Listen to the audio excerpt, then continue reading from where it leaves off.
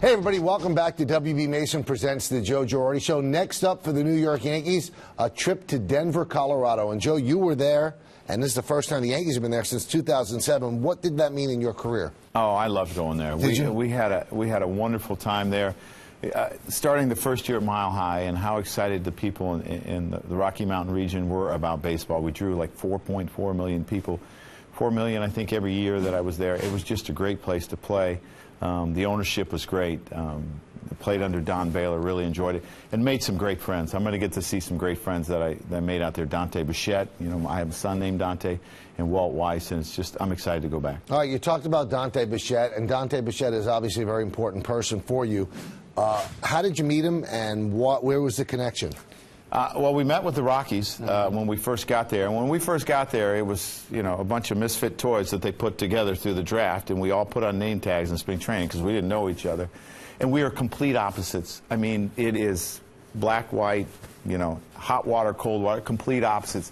But for whatever reason, it worked. And he was entertaining to me. He made me laugh, and loved the game of baseball, was a real student of the game of baseball, very good hitter, very good outfielder, and enjoyed my time with him. And your only son is named Dante. Yes. Is it after Dante Bichette? Yeah, I mean, that was a big part of it because of the time that we had together, and he had a Dante Jr. who we all know plays for us, and we love the name. All right, you set it up beautifully. We've had a chance to catch up with Dante Bichette and Dante Bichette Jr., and they talk about this man, Joe Girardi. So let's listen in. The greatest year I ever had, Joe, was my locker mate right there, and you know, you could tell he was going to be a manager way back then. It was a no-brainer. He was the best leader that I've ever met, and we became close friends. Our families became close friends. Well, I call him Uncle Joe.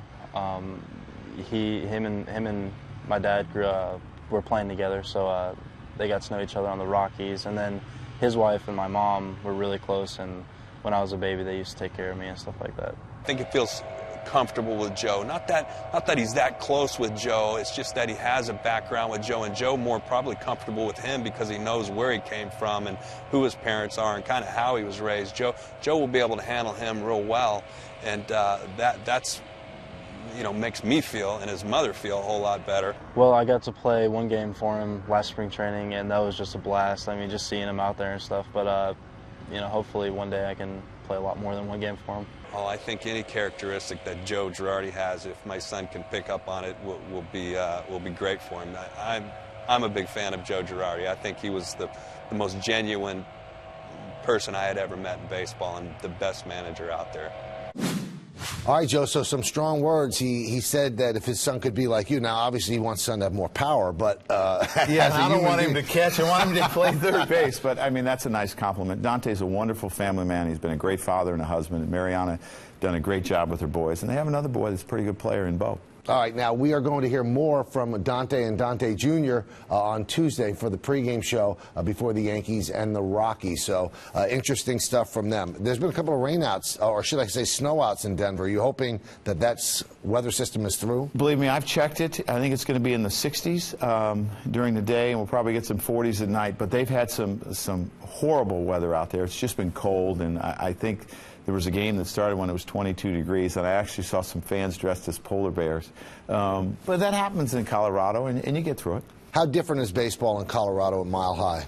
Well, I think it's changed a little bit since they put the balls in the humidor. I don't think the ball flies like it used to. The biggest thing is the outfield is so spacious, and you're going to see more hits in the outfield just because the outfielders can't cover all the ground. But it's a good brand of baseball, and you know, I think the key is for players to not let it get in their head and just play their game. Is it tougher to throw breaking balls there? A lot of people believe so. Did you call a game differently when you caught for the Rockies? No, I think you still have to try to incorporate them because, you know, if you don't use a breaking ball, you better have a great sinker the whole night. All right, now since we're going back to memory lane here, we thought we'd go way back to Joe's high school years. And Joe, I'm going to show you a picture, okay? Oh, boy. Now, who is this little young kid? That was me as probably a junior or senior at Spalding Institute, and our hats were kind of like the Pittsburgh Pirates, and we got shamrocks instead of like the stars that the Pirates got when we did good things. All right, now this young man, what's he thinking at this point? Is he thinking, I want to be a big league player? Absolutely. Yeah. It was my dream since I was a little boy, and I wrote an essay in third grade that I was going to play for the Chicago Cubs. And you did do that. did Did do you ever that. think about managing, or was it just playing back No, then? I didn't think that far. I didn't think I was ever going to get old. You know, I didn't think I was going to be 48 one day. So, I mean, you only think about what you're going to do, you know, as a professional athlete. All right, now tell me about the hair, which doesn't exist like that anymore. Yeah, it was. And it could. You're not going bald. No, it could, but it's very thick and wavy, and it's not very manageable. And I'm married now. Kim wouldn't like longer hair? Well, she does, but she has really come to appreciate my crew cut. Now, you got one during the off day, right? Oh yeah, You tightened it up. I had to get it Now, how tight. much do you pay for that? It's $14. Yeah? Yeah, Tony in White Plains and the Courthouse Barbershop's been taking care of me for years. And is it quick? Does it take long? No, Yeah. but I mean, he's very meticulous about it and doesn't want any of the gray hairs to hide down there and stick up later. So he takes his time. You never think about growing it out? No, I don't. Ever I again? let it grow a little longer in the winter because it's cold. Right. That's it. That's it. Yeah. Interesting stuff.